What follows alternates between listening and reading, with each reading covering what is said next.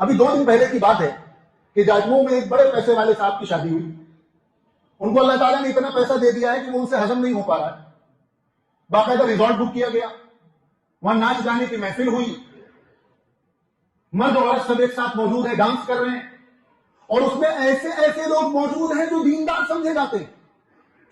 جو ہمارے تعلق والے ہیں, ہمارے والد کے تعلق والے ہیں, ہمارے دادا کے تعلق والے ہیں, جن کے اہل خانہ شفاباد کے قبرستان میں مدفون ہیں, جو یہاں نماز پڑھنے بھی آتے ہیں کبھی جمعہ میں یا عیدین میں, جو ہمارے مدرسے کا تعاون کرتے ہیں, دینی اداروں کو چندہ دیتے ہیں, وہ موجود ہیں. ناچ گانے کی محفل چل رہی ہے, ڈانس ہو رہا ہے, اور مرد اور عورت دونوں جمع ہیں, اور پھر اس کو فیس بک پر لائیو چلایا جا رہا ہے, اس کی فوٹوز اپلوڈ کی جا رہی ہیں. خیرت کہاں چلی گئی ہے؟ کہاں چلی گئی ہے شرم؟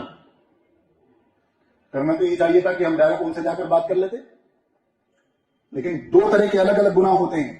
اگر کوئی آدمی کسی ایسے گناہ میں مبتلا ہے کہ جس کا امپیکٹ صرف اس کی اپنی ذات تک ہے, تو پھر جا کر اس سے بات کی جائے گی.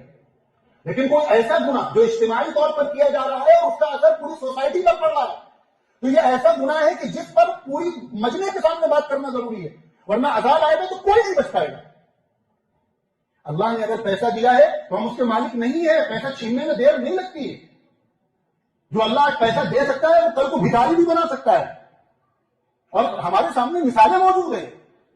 جو بڑی عمر کے لوگ ہیں وہ واقعات بتلاتے ہیں کہ ایسے لوگ ابھی موجود ہیں جنہوں نے اپنی زندگی میں خود اپنے ساتھ دونوں دور دیکھے ہیں کہ بچپن میں بہت غریب تھے اور جب گئے ہیں تو ارب پتی بن کر گئے ہیں, اور ایسا دور بھی دیکھا ہے کہ ان کا بچپن تو بہت عالیشان گزرا ہے, لیکن جب ان کی موت ہوئی ہے تو ان کے جنازے کے لیے ان کے بچوں کو دوسروں سے قرض مانگنا پڑا,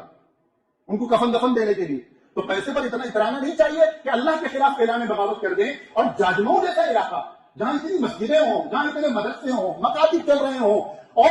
دین کا کام ہو رہا ہو, داڑھی ٹوپی والے موجود ہوں,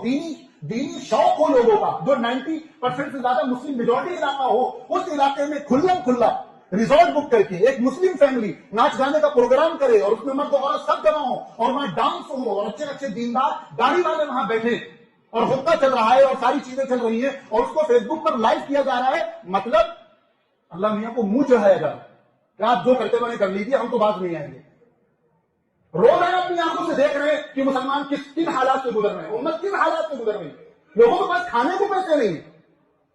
ایک وقت کا کھانے کے بعد دوسرے وقت کی گارنٹی نہیں ہے کہ مل پائے گا کہ نہیں مل پائے گا. اپنی آنکھوں سے رات دن موتیں ہوتی دیکھ رہے ہیں,